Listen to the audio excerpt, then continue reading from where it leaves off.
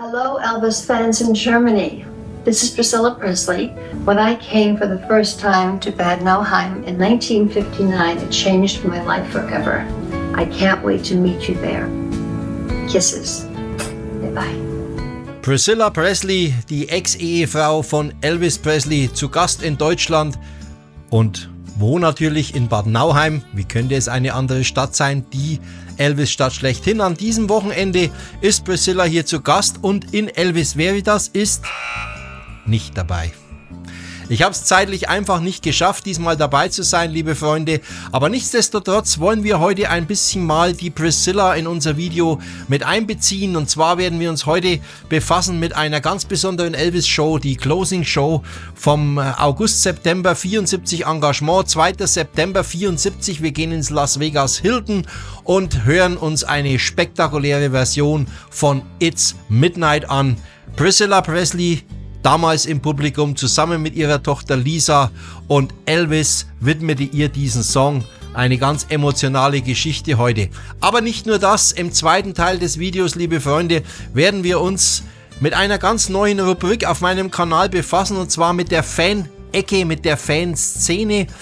Ich werde immer wieder von euch eingeladen, ich freue mich natürlich wunderbar, kann aber auch leider manchmal aus familiären Gründen auch nicht jeden Termin wahrnehmen und es muss auch immer ein bisschen die Entfernung und so weiter alles passen, aber ich hatte eine Einladung in die bayerische Oberpfalz nach Cham und war dort zwar nicht selbst dort, aber der gute Alois hat mir ein paar Videos geschickt und wir schauen heute rein in diese Fanparty, die in Cham in der Oberpfalz zum 90. Geburtstag von Elvis stattfand. Bleibt also dran bis zum Schluss dieses Videos. Nach dem Intro donnern wir los.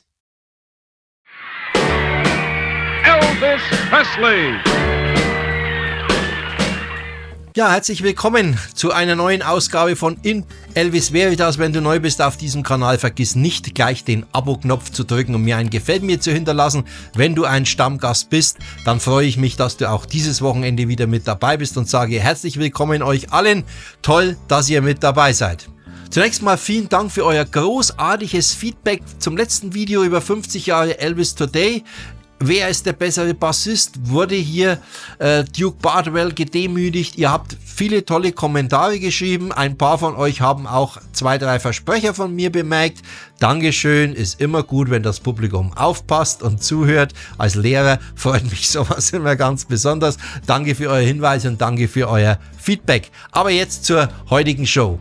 Ja, wir gehen heute in das Jahr 74 zurück. Priscilla Presley, nicht nur zu Gast jetzt in Bad Nauheim, nein, zu Gast damals auch im Showroom des Hilton Hotels von Las Vegas. Elvis gab seine Schlussperformance in der Closing Show und er hatte damals ganz neu im Programm den Song It's Midnight. It's Midnight, eine Ballade, die er in den Stax Studios 1973 bereits aufgenommen hatte und die kurz vor einer Single-Veröffentlichung stand.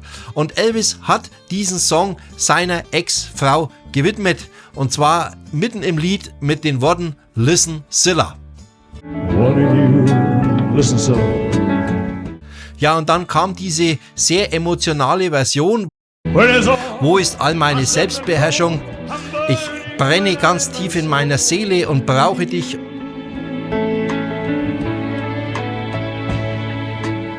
Und wünschte, ich könnte der Mann sein, der ich versucht zu sein.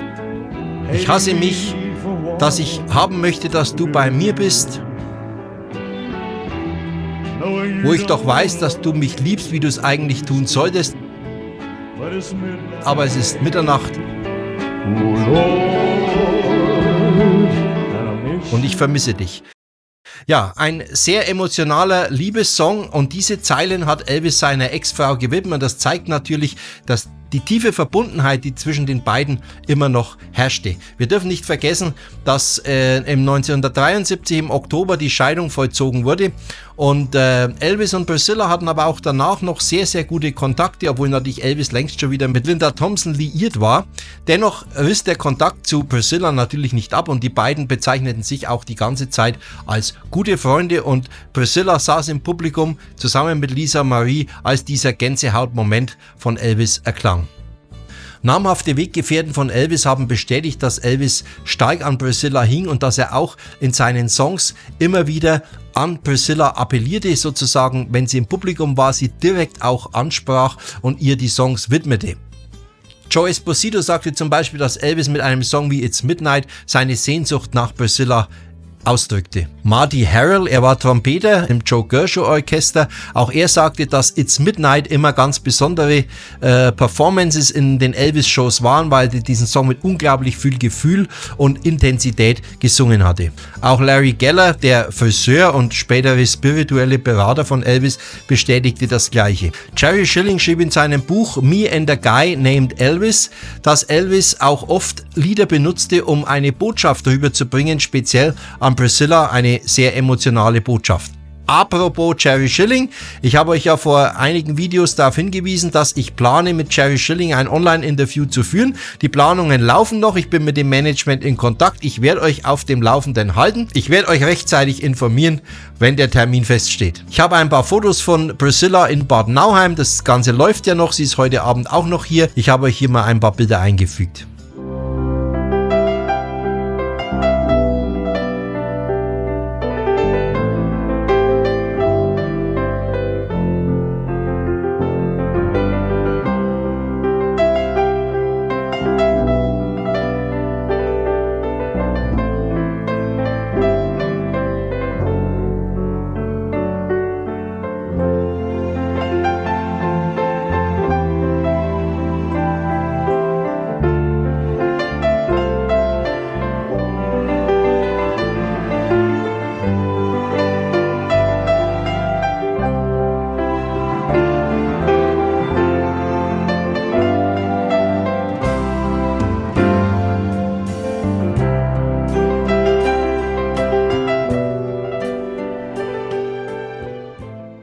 Ja, die Show ist aber nicht nur bekannt für diesen emotionalen Appell an Priscilla, dass er sie doch quasi immer noch liebt.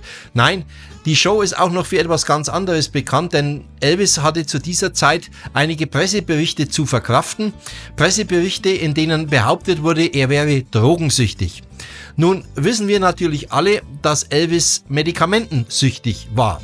Im Englischen gibt es für das Wort Drogen und für das Wort Medikamente nur ein Wort und das Wort heißt Drugs, also die Drogen.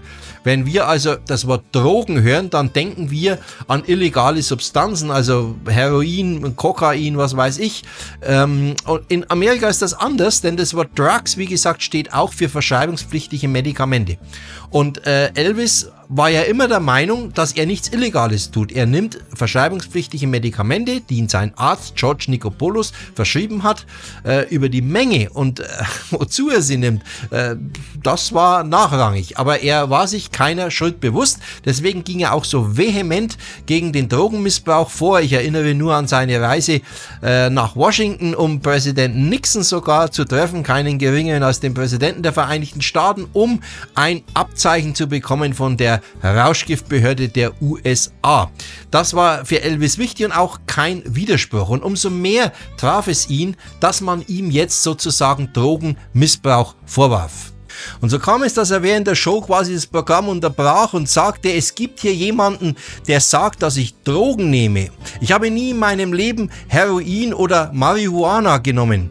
Ich habe keine Nadel in meinem Arm gehabt. Wenn dieser Bastard hier ist, soll er aufstehen. Ich werde ihn verdammt nochmal umbringen. Harte Worte. Das Publikum in Las Vegas hat zwiespältig darauf reagiert. Zum einen gab es Applaus, zum anderen waren aber auch viele geschockt, denn man war solche Worte von Elvis Presley natürlich noch dazu auf der Bühne nicht gewöhnt. Ihr könnt euch vorstellen, liebe Freunde, dass diese Attacke von Elvis natürlich auch einen Wutausbruch von Colonel Tom Piker nach sich zog. Es kam zu einem heftigen Streit in der Kabine. Der Colonel beschuldigte Elvis, wie kannst du sowas auf der Bühne bringen? Aber Elvis selbst war sich hier keiner Schuld bewusst. Er wollte sich verteidigen, seine Familie verteidigen. Das hat er auch so gesagt, denn diese Gerüchte oder diese Schreibereien über ihn würden ja letztlich seiner Familie schaden.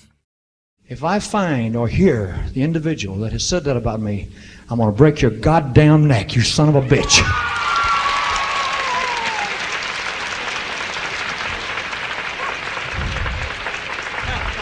That is dangerous. that is damaging to myself, to my little daughter, to my father, to my friends, my doctor, to everybody, my relationship with you, my relationship with up here on the stage. It is dangerous. I will pull your goddamn tongue out by the roots. Wer war der Übeltäter? Leider kann ich euch kein Foto zeigen, aber wir wissen den Namen. Es war Monty Sharp, ein Journalist, der für den Commercial Appeal gearbeitet hatte und unmittelbar vorher, Commercial Appeal, eine Zeitung, die in Memphis gedruckt wurde, der kurz vorher über Elvis eben dieses Gerücht schrieb, er würde Drogen nehmen. Und aufgrund dieser Aussage, dieses Presseberichtes, sah sich Elvis genötigt, hier so richtig ordentlich mal vom Leder zu ziehen. Priscilla Presley selbst hat übrigens bestätigt, dass Elvis Medikamentenmissbrauch getrieben hat. Sie sagte, das ging schon los während der Armeezeit, als er in Bad Nauheim war, beziehungsweise in Friedberg stationiert, um dort für die Wache Aufputschmittel zu nehmen und dergleichen. Und das zog sich eigentlich von diesem Zeitpunkt an über sein ganzes Leben lang hinweg fort. Wobei man natürlich sagen muss, dass in den 70er Jahren speziell als Priscilla Elvis verlassen hatte, das Ganze natürlich exorbitant zunahm. Ja, soweit zu dieser emotionalen Show vom 2. September 74 mit diesen beiden Botschaften. Einmal eine Liebesbotschaft an Elvis Presleys Ex-Frau und eine Warn- und man kann schon fast sagen Drohbotschaft an einen Journalisten, der also Elvis des Drogenmissbrauchs in einem Artikel beschuldigt hatte.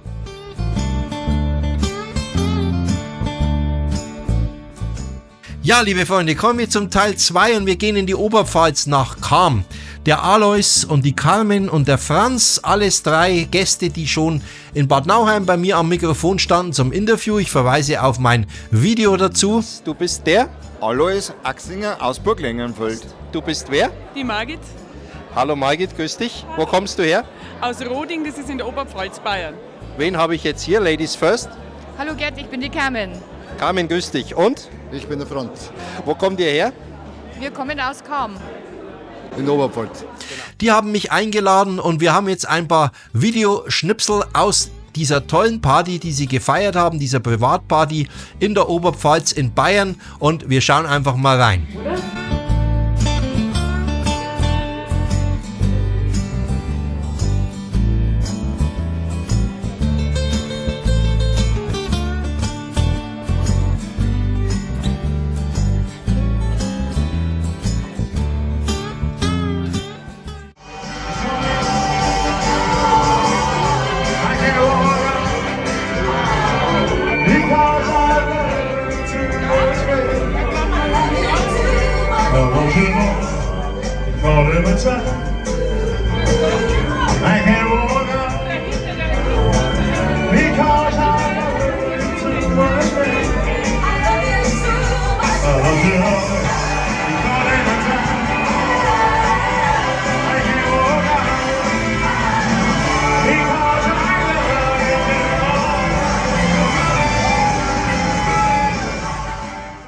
Wir haben jetzt einen Start hingelegt. Wie sind deine ersten Eindrücke von der heutigen Veranstaltung? Ja, ich bin total beeindruckt. Also die Gäste sind alle mega, die Musik ist top, der Markt ist super. Ich bin total begeistert und naja, wer weiß, vielleicht gibt es mal 2.0.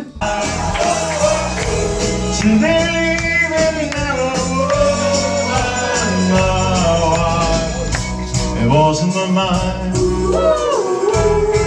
I remember Elvis Presley, and he will never set me free. Like he was singing, now or never. It's just a golden memory. Ja, soweit so gut. Also, nochmal, in dieser neuen Rubrik, in der Fan-Ecke, in der Fan-Party-Ecke, wenn ihr selbst eine Party feiert mit Freunden, eine Elvis-Party und sei sie auch noch so klein und unbedeutend, ihr könnt mir gerne Videos zuschicken. Ich versuche ein bisschen was draus zu machen, nicht viel, nicht allzu lange, aber immer ein bisschen was zu zeigen, denn viele Fans schauen hier zu. Der Kanal hat mittlerweile eine sehr, sehr gute Reichweite bekommen. Ganz herzlichen Dank an euch dafür. Das letzte Video lief und läuft sensationell gut. über Elvis Today. Ich habe es auch nochmal oben verlinkt, wenn ihr nochmal reinschauen wollt oder es vielleicht noch nicht gesehen habt. Insofern biete ich euch an, schickt mir eure Videos und ich versuche was daraus zu machen, ein bisschen was zu zeigen hier bei In Elvis Veritas. Ich danke euch, dass ihr wieder mit dabei wart und ihr könnt euch schon darauf freuen. Nächste Woche werden wir wieder hier sein. Sonntagabend geht das Video immer online, 18 Uhr. Das versuche ich immer einzuhalten. Meistens gelingt es mir auch. Wenn ihr das natürlich anseht, ist völlig egal. Es ist ja im Video abrufbar. Dankeschön für eure Zeit. Ich wünsche euch alles Gute und denkt daran, long live the King. Ciao.